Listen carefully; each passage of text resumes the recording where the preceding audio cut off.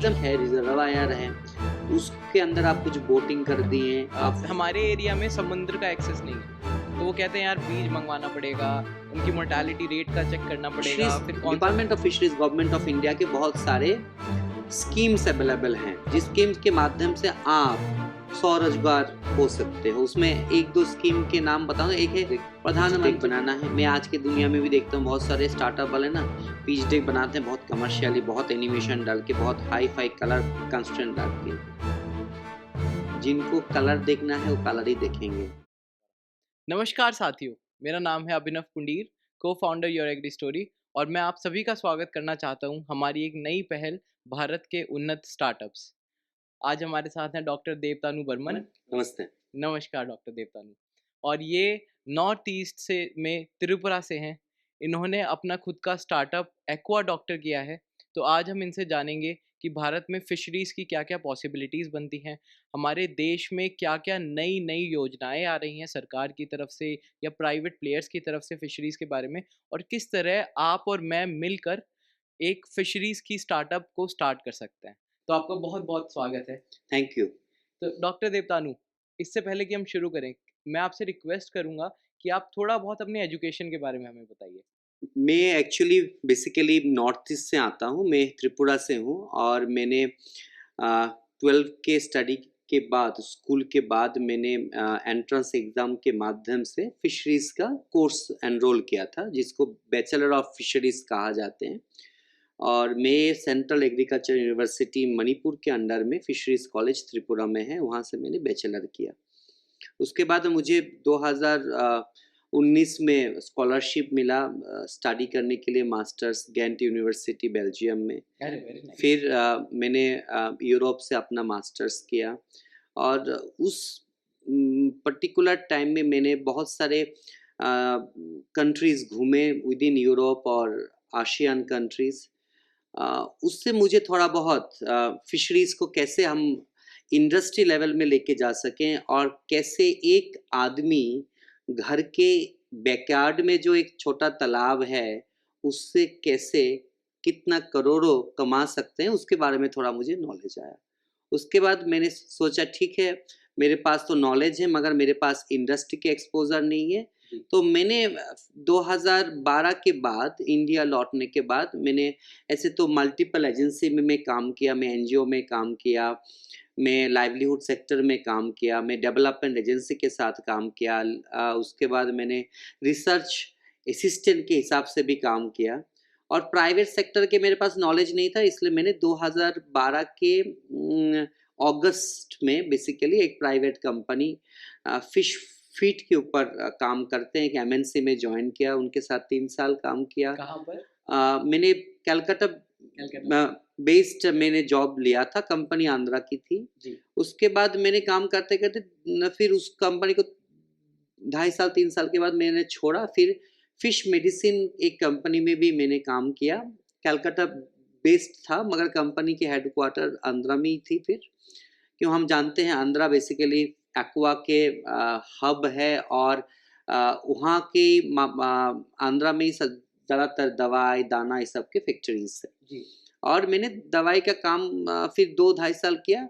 मुझे फिर लगा मेरे पास नॉलेज है, मेरे पास मार्केट का भी नॉलेज है, मेरे पास मार्केट बेस है, मेरे पास कस्टमर बेस है, मगर मेरे पास फंड नहीं है। अच्छा। तो मैंने 2019 में स्टेट बैंक ने उस टाइम में इनिशिएट किया था मुद्रा लोन 2019 में। उस टाइम में मैंने मुद्रा लोन 5 लाख रुपया लेके और मेरा कुछ सेविंग्स था उसको लेके मैंने अपना वेंचर जो एक्वा डॉक्टर सॉल्यूशंस है उसको मैंने चालू किया।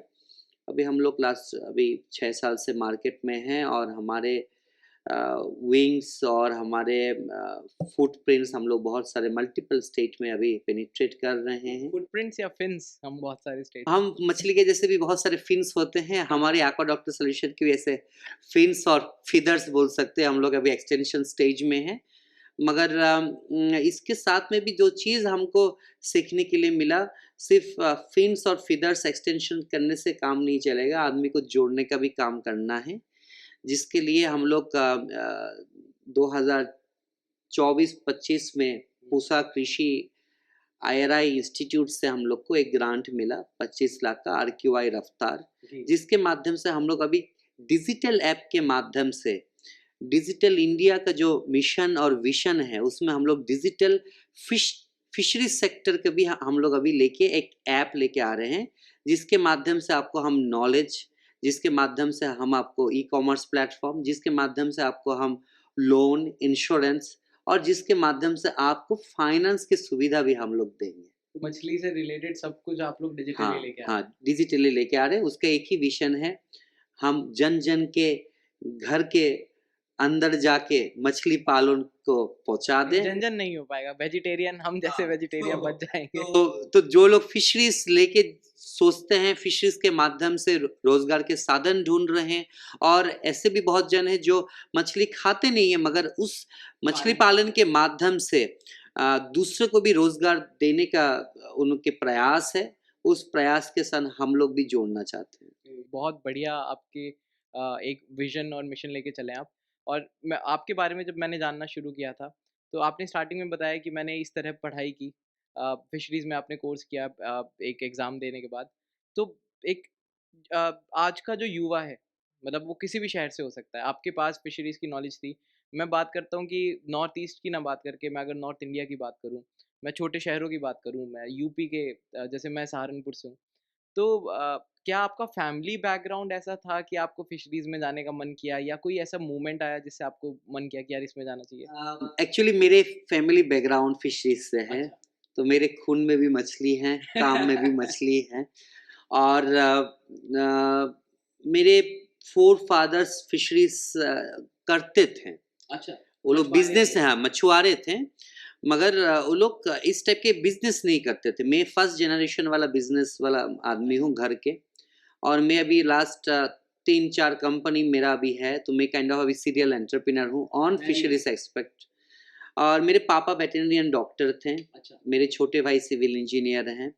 तो घर में ना मुझे एक होता है ना तालाब का साथ जोड़ने का जो प्रयास है, छोटा उम्र से मैं मछली देखा, तालाब देखा, बोट देखी, अच्छा। कभी-कभी मछली पकड़ने के लिए भी हम लोग फिशिंग रॉड लेके जाते अच्छा, थे आपने वो तालाब मछुआरे में। वाली ज़िंदगी जी है। हाँ, तो गाँव से आते हैं, गाँव के जो परिवेश में बड़े हुए हैं, उसमें फिश एक पार्ट थी। जी। तो मुझे मगर इस फिशरीज़ के माध्यम से भी इंडस्ट्री बन सकते हैं, ये मेरे परसेप्शन ग्रो हुए जब मैं फ़ॉरेन गया बाहर और जाके। फ़ॉरेन से जब मैं लौट के आया और मैं एक सबको बोलना चाहता हूँ, कोई छोटा सिटी है, को बड़ा सिटी है, टायर 1 है, टायर 3 है, उसमें ना जाके मैं हमेशा सोचता हूँ किसी के मन में पेशेंस हो, क्या जीवन में करना चाहते हैं, क्या चीज़ लेके वो आगे जाना चाहते हैं और एक डेडिकेशन के भाव होने से आपका रोड आप खुद ही बनाओगे, वो कहाँ भी हो। जैसे मैं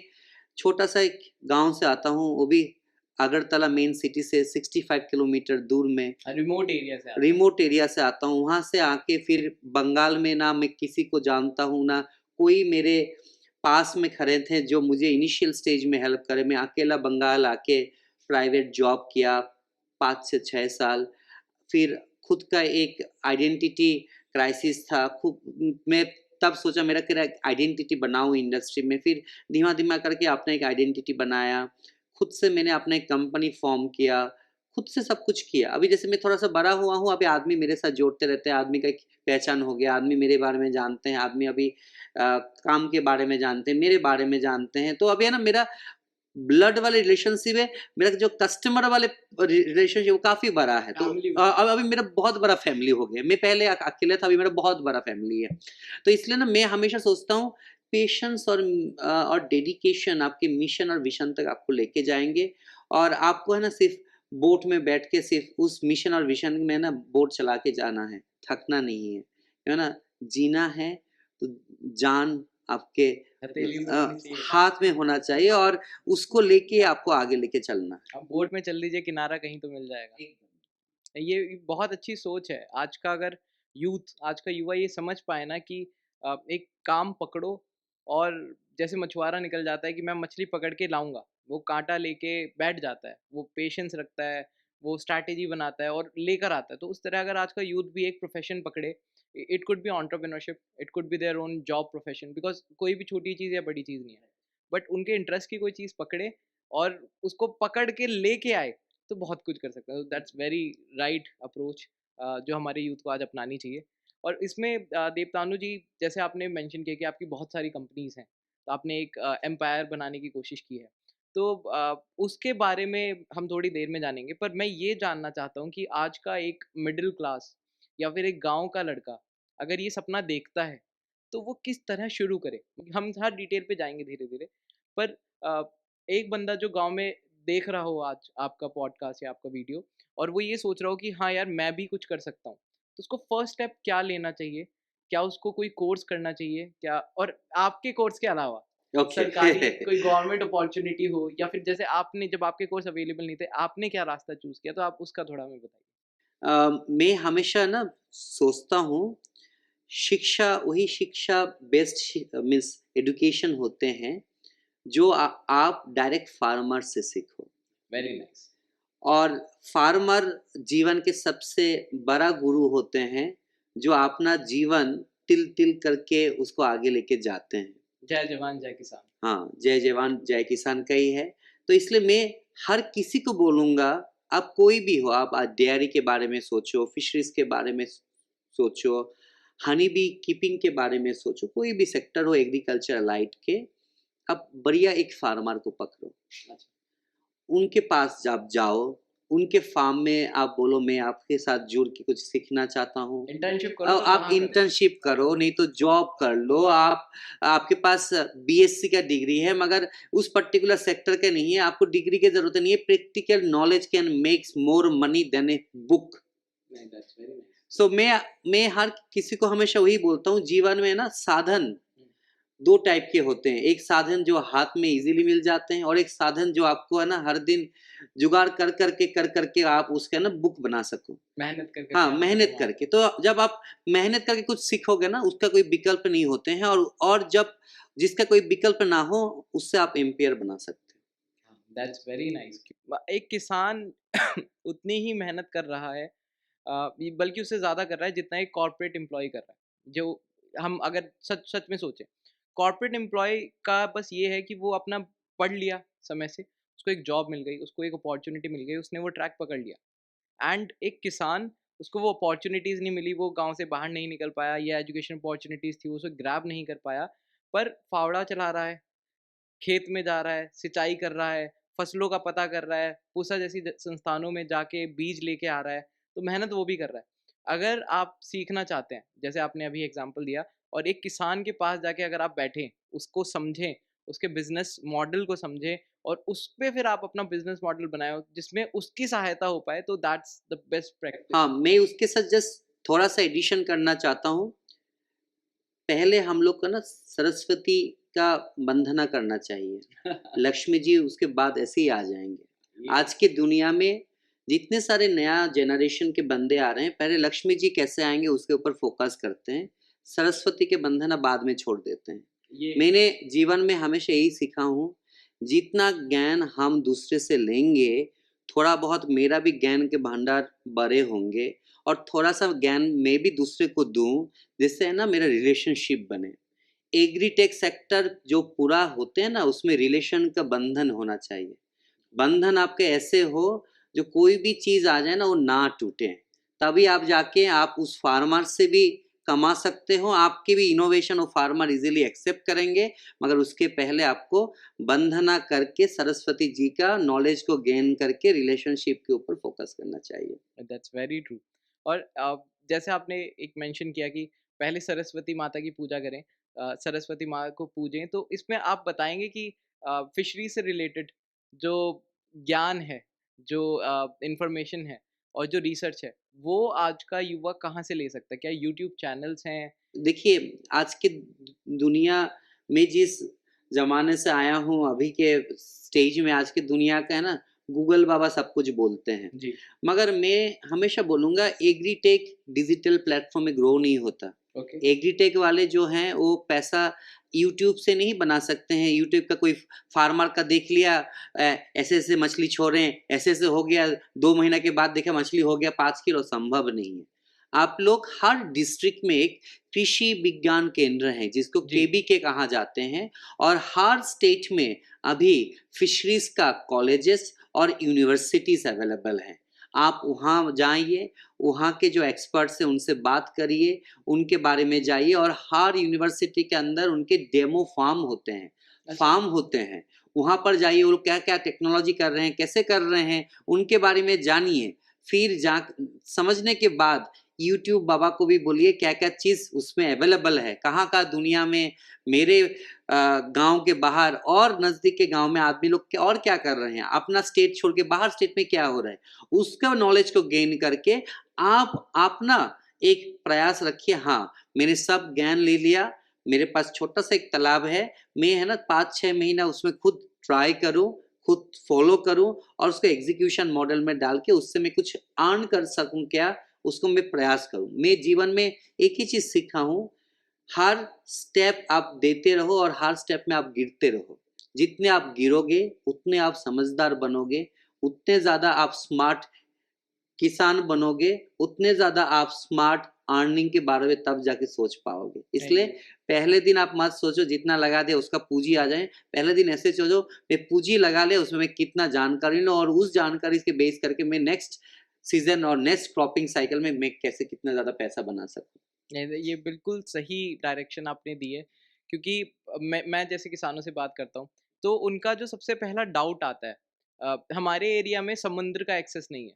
तो वो कहते हैं यार बीज मँगवाना पड़ेगा, उनकी मोर्टालिटी रेट का चेक करना पड़ेगा, फिर कौन-सा बीज मँगाएँ, वो किस सीज़न में कैसे रहेगा।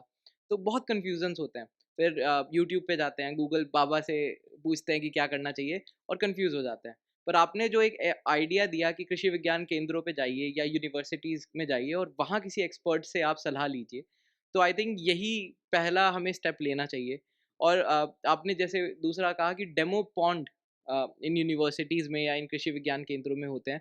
तो साथियों मैं यही सजेस्ट करूँगा कि आप खुद पता कीजिए कि डेमो पॉन्ड कहाँ अवेलेबल है। उस पॉन्ड में जाके चेक कीजिए कि क्या-क्या मछली पालन हो रहा है, क्या-क्या बीमारियाँ आ रही हैं और फिर आप आगे बढ़ने की सोचिए, एक-एक कदम बढ़ाइए। तो देवतानु जी इस एजुकेशन के बाद अगर इंसान अपना उद्यम लगाना चाहे, तो वो कैसे-कैसे स्टेप बना सकता है? क्या-क्या स्कीम्स अवेलेबल है? और आप अपने कुछ वेंचर्स के बारे में प्लीज़ बताइए? हाँ, जिससे आप कोई एंटरप्राइज़ चालू करना चाहते हैं तो मैं आपको ज़रूर बोलूँगा मार्केट के अपॉर्च्युनिटी के बारे में आप पहले देख लीजिए। जैसे आपने अभी बोला सहारनपुर में बीज के साधन अवेलेबल नहीं है, तो कोई आदमी सोच सकता है बीज अवेलेबल नहीं है, मैं एक हैचरी डालूँ। अच्छा। हैचरी के माध्यम से मैं लोकल में बीज अवेलेबल कर दिया तो मुझे रेडी मार्केट मिल गया। इसलिए ना मार्केट के पोटेंशियल और आपके कस्टमर कौन होंगे पोटेंशियल कस्टमर उसके बारे में नॉलेज लेना इम्पोर्टेंट है। This is first. सेकंड है आपको कोई बिज़नेस चालू करने के पहले आपको सिंपल जो भी है एक ट्रेड लाइसेंस होना चाहिए, एक एमएसएमई सर्टिफ़िकेशन लेना चाहिए। तो क्या-क्या पेपर वर्क लगता है आप हाँ, एक ट्रेड बताएँगे? लाइसेंस, एक एमएसएमई सर्टिफ़िकेशंस, और आप फार्मिंग के साथ रिलेटेड काम कर रहे हो, उसमें कुछ इक्विपमेंट्स रिलेटेड सेलिंग और ट्रेडिंग कर रहे हो, आपको एक जीएसटी सर्टिफ़िकेट आप बाद में भी कर सकते हो। ये बेसिक पेपर वर्क है।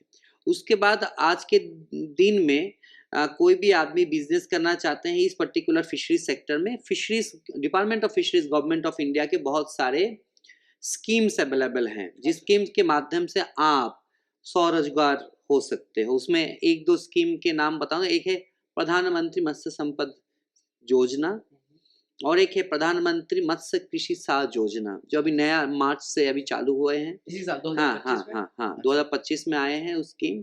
उसमें ना बहुत सारे माइक्रो एंटरप्राइज़ को कैसे फंडिंग की सुविधा मिले उसके लिए डिजिटल पोर्टल बनाया है, नेशनल डिजिटल फिशरीज़ पोर्टल। अच्छा, तो नेशनलिज़ नेशनल फिशरीज़ डिजिटल पोर्टल है। फंडिंग ग्रांट्स की बात कर रहे हाँ, हैं या उसमें ना लोन की? उसमें ग्रांट्स भी अवेलेबल है। सब्सिडी व सुना था मैंने हाँ, फिशरीज़ में। उनमें एक्चुअली सब्सिडीज़ के हैं बेसिकली स्कीम्स। अच्छा, ग्रांट्स में भी एक है ना फिशरीज़ चैलेंज ग्रांट्स करके स्टार्टअप के लिए भी हैं, जो लोग अच्छा। सोचना चाहते हैं। उसके बिना भी आज की दुनिया में फिशरीज़ के लिए बहुत सारे स्टार्टअप्स के द्वार खोल गए हैं। आपके पास नॉलेज हो, आप कुछ इनोवेटिव सोच रहे हो, आप पूसा कृषि से फंडिंग ले सकते हो, आईआईएम कलकत्ता से ले सकते हो। ऐसे बहुत सारे बड़े-बड़े इंस्टीट्यूशंस आईआईटी वाले हैं अभी फंडिंग दे रहे हैं, बहुत सारे इंस्टीट्यूशंस हैं। पहला स्टेप आपने कहा लाइसेंस लें। हाँ, एक बार लाइसेंस लें। हमने रिसर्च की, हमने डेमो देखा, हमने अपने खुद के फार्म में एक हाँ, छोटा-सा रिसर्च किया, एक्सपेरिमेंट किया, हमें लगा वो सक्सेसफुल हो रहा है। तो डॉक्टर देवतानु का कहना है कि उसके बाद आप पहले पेपर वर्क का पता करें। पहले हाँ, उससे भी पहले आप देखिए कि आपके आस-पास के एरिया में किस चीज़ की ज़रूरत है। आपको हैचरी डालनी चाहिए, आपको प्रोडक्शन में जाना चाहिए, आपको पॉन्ड प्रोडक्शन में जाना चाहिए या फिर आजकल जो छोटे-छोटे तालाब हाँ, बनाए जा रहे हैं, बायोफ्लॉक, आरएस। बायोफ्लॉग, हुँ। उसमें जाना चाहिए। जब रिसर्च हो जाए तो आप पेपर वर्क पूरा कीजिए और पेपर वर्क पूरा करने के बाद आई थिंक एक कंपनी रजिस्टर करना ज़रूरी है या बाद में भी कर सकते हैं? आप इनिशियली एक प्रोप्राइटरशिप फार्म करके जाइए। कोई अच्छा, प्राइवेट लिमिटेड, एलएलपी, ओपीसी इतना झंझट में ना जाके पहले प्रोप्राइटरशिप फार्म करिए। 1 साल आराम से बिज़नेस समझिए। जी। जब देखें आपका ग्रोथ हो रहा है, कोई अच्छा एक पार्टनर लेके आप तब प्राइवेट लिमिटेड, पार्टनरशिप फार्म कोई भी रूप में आ सकते हैं। तो दोस्तों ये चीज़ बहुत ज़रूरी है समझनी कि प्राइवेट लिमिटेड क्योंकि मैं जैसे बहुत सारे स्टार्टअप्स को जब मिलता हूँ उनको मेंटर करता हूँ तो वो प्राइवेट लिमिटेड बना के बैठे होते हैं और प्राइवेट लिमिटेड में पेपर वर्क बहुत ज़्यादा है, कंप्लाइंसेस बहुत ज़्यादा हैं और उसको समझना और संभालना बिजनेस को समझने और संभालने जितना ही मुश्किल है। तो डॉक्टर देवतानु का सजेशन मानिए, जब आपको लगे कि आप कर सकते हैं तो प्रोप्राइटरशिप से शुरू शुरू कीजिए और फिर आप प्राइवेट लिमिटेड की तरफ जाइए। तो हमने अब फॉर एग्ज़ाम्पल प्राइवेट लिमिटेड या प्रोप्राइटरशिप बना ली। तो अब आपने कहा कि हम इंस्टीट्यूशंस को रीच आउट कर सकते हैं। तो उसके लिए क्या आवश्यक है? कोई पिच डेक की ज़रूरत होती है? हाँ, इंस्टीट्यूशन को जब हम लोग स्टार्टअप ग्रांट के बारे में समझते हैं और नहीं तो स्टार्टअप ग्रांट उनसे लेने हैं तो आपको एक पिच डेक बनाना है। मैं आज की दुनिया में भी देखता हूँ बहुत सारे स्टार्टअप वाले ना पिच डेक बनाते हैं बहुत कमर्शियली, बहुत एनिमेशन डाल के, बहुत हाई-फाई कलर कंस्ट्रेंट डाल के। जिनको कलर देखना है वो कलर ही देखेंगे, वो अच्छा, कंसेप्ट नहीं देखेंगे। और जिनको कंसेप्ट लेके आपका कंसेप्ट लेके काम करना है, उसमें फंडिंग देना है, वो आपको बड़ा करना है, वो भी बड़ा होने चाहते हैं, तो उसको आपका नॉलेज और सबसे बड़ा इम्पोर्टेंट पार्ट है आज के दिन में कोई भी काम आप करें, story telling is the important tool to execute. और स्टोरी टेलिंग आपके होंगे, नॉलेज आपके होंगे, पेशेंस आपके काम के साथ जुड़े होंगे, वही चीज़ आदमी आप देख के आज के दिन में बेसिकली इन्वेस्ट करते हैं, स्टार्टअप के ग्रांट और ये सब आते हैं। ऐसे नहीं है मैंने पिच डेक में क्या-क्या चीज़ लगाया, क्या कलर लगाया, किनसे बनाया, वही होते हैं ऐसे मगर वादे बड़े करते हाँ, हैं और मगर फिर मगर आप है ना सिंपल से रहिए, सिंपल थॉट प्रोसेस में रहिए। पैसा बनाएँगे, कैसे-कैसे बनाएँगे, किनको जोड़ेंगे, क्या-क्या बेनिफिट्स देंगे, क्या सोशल इम्पैक्ट इम्पैक्ट क्रिएट करेंगे, उस सब के बारे में बोलिए। क्यों ना एग्रीटेक और agriculture allied sector is all about social impacts. हाँ, और जब सोशल इम्पैक्ट की बात करते हैं तो डॉक्टर देवतानु जब आपने अपना पिच डेक बनाया होगा, पहली बार बनाया होगा और फिर उसके बाद उसमें वेरिएशंस लाए होंगे। तो जब आपने बनाना शुरू किया था तो आपने भी सोचा होगा मैं सोशल इम्पैक्ट दिखाऊँगा। और जब हम सोशल इम्पैक्ट की बात करते हैं तो एसडीजीज़ की बात आती है। तो आपने अपने स्टार्टअप को किन एसडीजीज़ के साथ जोड़ा है? हमारे स्टार्टअप में 4 एसडीज़ कवर होते हैं अच्छा, और जैसे उसमें मोर कोर एरिया फिशरीज़ वाला उसमें ऑलरेडी है गोल में हमारे। उसके बाद हमारे क्लाइमेट के ऊपर है, लाइवलीहुड के ऊपर है। हम लोग फिर कंज़र्वेशन के पर्सपेक्टिव में भी काम करते हैं, तो हमारे 4 गोल्स कवर होते हैं। मगर इस इम्पैक्ट्स के बिना और एक जो इम्पोर्टेंस इम्पैक्ट्स मैं समझता हूँ, वो है community engagement. Community knowledge platform sharing impact, community development process, which is very very important and missing and most missing of the time. most of the time. So हमारे जो काम है फिशरीज वाला गांव में है, गांव के आदमी को लेके हैं, उनको जोड़ के करना है, फिशरीज के माध्यम से उनका लाइवलीहुड को सपोर्ट करना है, उनके लाइवलीहुड के सपोर्ट के साथ अर्निंग का भी एक रोजगार के साधन उससे जनरेट करना है। तो हम लोग कम्युनिटी डेवलपमेंट और कम्युनिटी एंगेजमेंट उसके ऊपर ज़्यादा फोकस करते हैं और मैं वही चीज़ एज़ ए सोशल इम्पैक्ट हर किसी को बोलता हूँ और हम लोग लास्ट 4-5 साल में जितना काम किए हैं, क्या इम्पैक्ट छोड़ के गए हैं, उसको भी आदमी को बोलता हूँ और चाहते हैं हमारे इम्पैक्ट के माध्यम से हम और भी नया-नया आदमी से जुड़े, नया-नया कुछ काम करें। मुझे भी सीखने का बहुत लगाव है, मैं नया चीज़ सीखूँ, आदमी को जोड़ूँ और हर किसी से रिलेशनशिप बनाऊँ। Very nice. So that's the तो मोटो एक्चुअली। कम्युनिटी के साथ जुड़ना, अपनी जड़ों को पकड़ के रखना, ये आपने जो मेन हमारा इम्पैक्ट बताया, हमारा जो मेन इम्पोर्टेंट एस्पेक्ट बताया है एंटरप्रेन्योरशिप का। तो अगर हम कम्युनिटी की बात करें, तो आपका प्लेटफ़ॉर्म एक्वा डॉक्टर किस तरह कम्युनिटी पे इम्पैक्ट करता है? तो अब मैं आपसे रिक्वेस्ट करूँगा कि आप थोड़ा अपने बिज़नेस के बारे में बताइए। वो क्या-क्या आप क्या-क्या सर्विसेज़ प्रोवाइड करते हैं? आपके क्या-क्या इनिशिएटिव्स और वेंचर्स हैं? आप इसके बारे में हमें थोड़ा बताइए। अच्छा, एक्वा डॉक्टर सॉल्यूशन 2019 में मैंने एक प्रोप्राइटरशिप फार्म बनाया था और उससे हम लोग बेसिकली मछली पालन में जितने सारे इनपुट्स के रिक्वायरमेंट होते हैं, उसके ऊपर हम लोग फ़ोकस किया था। ठीक है। और हमारे कोर एरिया ऑफ बिज़नेस है ट्रेनिंग एंड कंसल्टेंसी। ओके। मैं बेसिकली उस लाइन से आता हूँ। मेरा जो टीम के मेंबर्स हैं वो भी फिशरीज़ वाले हैं। तो हम लोग ना ट्रेनिंग और कैपेसिटी के ऊपर फ़ोकस करते हैं। हम ऐसे सोचते हैं जब कोई आदमी को हम नॉलेज देंगे, उनको कैपेसिटी देंगे, उस नॉलेज के ऊपर बेस करके काम करने का और उनको काम करने के लिए सब साधन उनके साथ जोड़ देंगे, he can make wonders.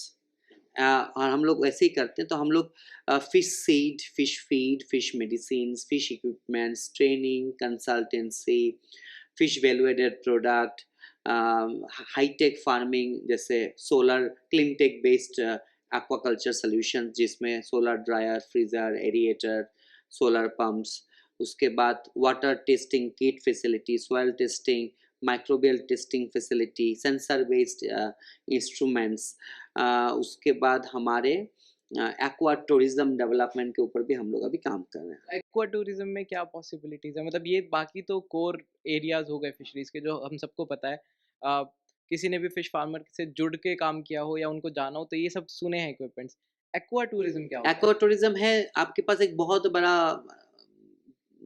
Lake है, रिज़र्वायर है, उसके अंदर आप कुछ बोटिंग कर दिए, आप बड़ा-बड़ा फ़िश छोड़ दिए, उसमें हर संडे में, वीकेंड में एंगलिंग के कॉम्पिटिशन कर दिए, हर सिटिंग के लिए आप एक पैसा चार्ज कर रहे हैं और साथ में उसमें क्या कर रहे हैं, चार्जिंग के साथ-साथ उसमें फ़िश रिलेटेड बहुत सारे फ़िश पकोड़े, फ़िश फिंगर, फ़िश कटलेट इसके भी रेस्टोरेंट टाइप के कर दिए हैं।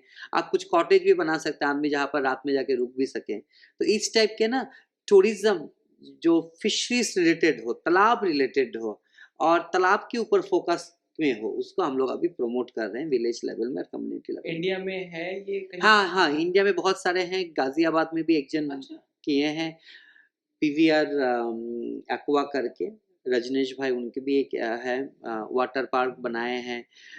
नॉर्थ ईस्ट में बहुत सारे हैं, साउथ में हैं, तो बहुत हैं। मैं बोलना चाहूँगा ऐसे ना, आज के दिन में ना आप क्या चीज़ करना चाहते हैं, उसके ऊपर सबसे बड़ा इम्पोर्टेंट पार्ट है, आप क्या चीज़ लेके आगे चलना चाहते हैं, ठीक है?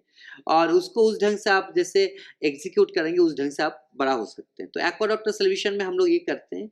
उसके बाद मैंने last year aqua doctor solution LLP form किया जिसको बेसिकली हम लोग डिजिटल सॉल्यूशन प्लेटफॉर्म लेके आ रहे हैं।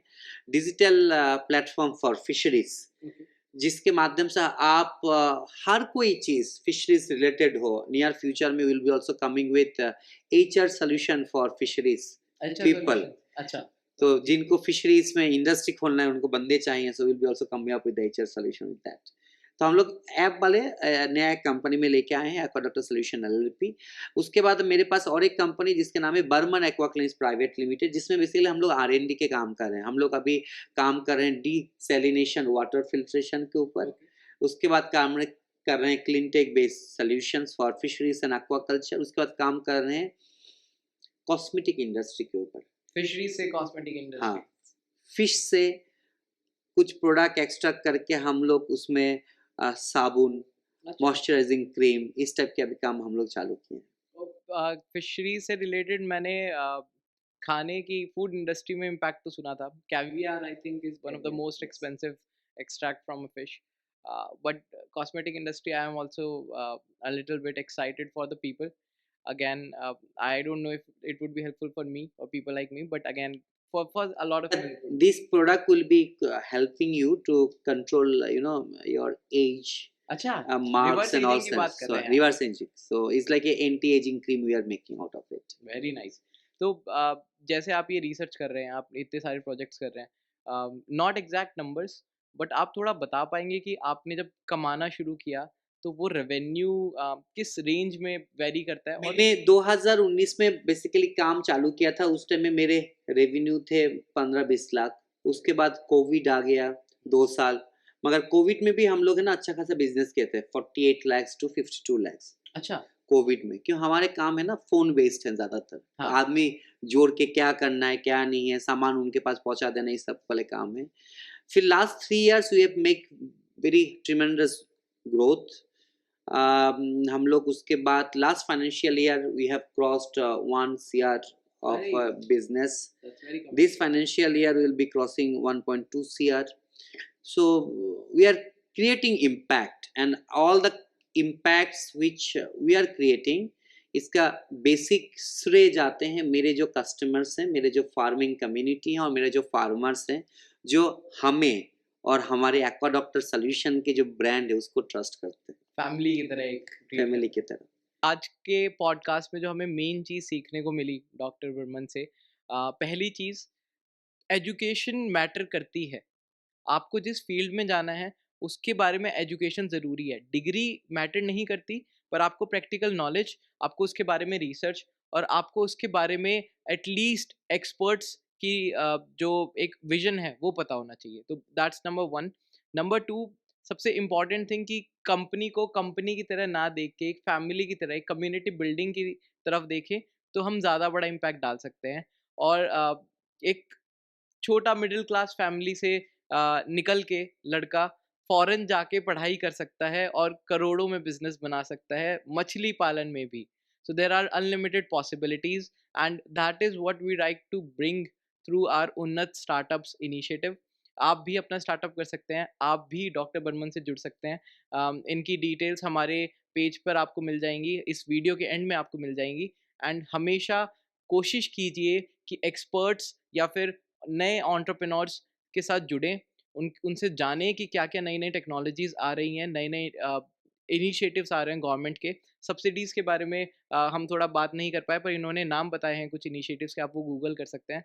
और उसके अलावा आप इनसे जब भी जुड़ना चाहें, एक्वा डॉक्टर की ऐप आई थिंक अवेलेबल है, उसको डाउनलोड करके जुड़ सकते हैं। बहुत-बहुत धन्यवाद doctor thank Varman. You, thank you, thank you so much. Thank you all.